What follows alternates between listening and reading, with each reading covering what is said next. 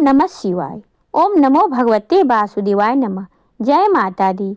आप सभी को अपने YouTube चैनल में स्वागत है। आज हम जानेंगे देवी भुवनेश्वरी से जुड़ी कथा के बारे में।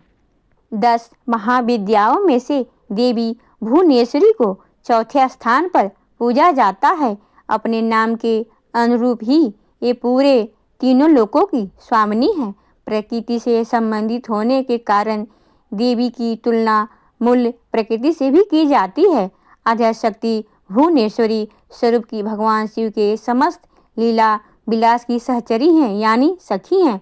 तो चलिए आज हम आपको इनके जन्म से जुड़ी पौराणिक कथा के बारे में जानते हैं।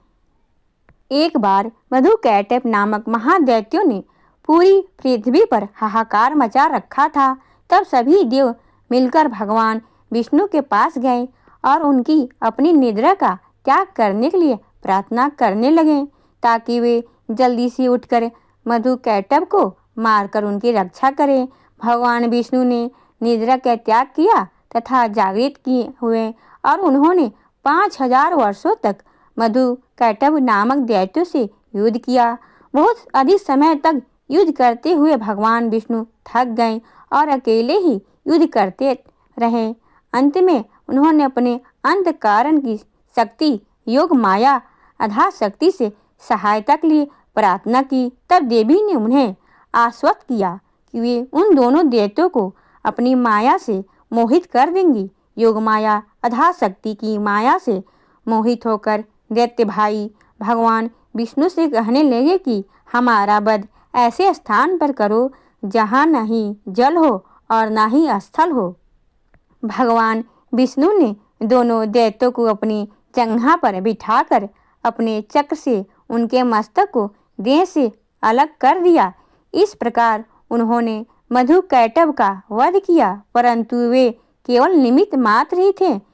उसके बाद ब्रह्मा विष्णु और शंकर ने देवी आदि शक्ति योग निद्रा महामाया की स्तुति की, जिससे प्रसन्न होकर आदि शक्ति ने ब्रह्मा जी को सृजन, विष्णु को पालन और शंकर को संहार के देव चुना।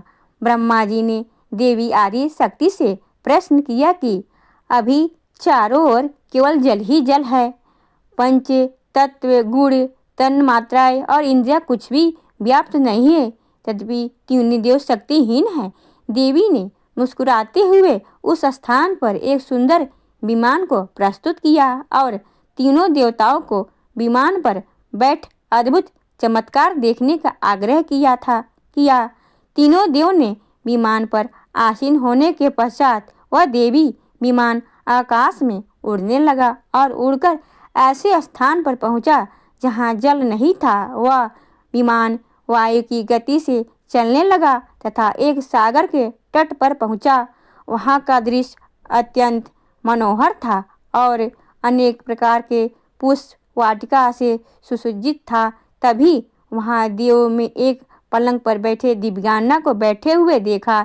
देवी ने रक्त पुष्प की माला और रक्तांबर धारण किए रखी थी। वर पांस अंकुश और अभय मुद्रा धारण किए हुए देवी भुवनेश्वरी त्रिदेवों को सन्मुख दृष्टिगोचर हुई, जो सहस्त्रों उदित सूर्य के प्रकाश के समान कांतिमय थी।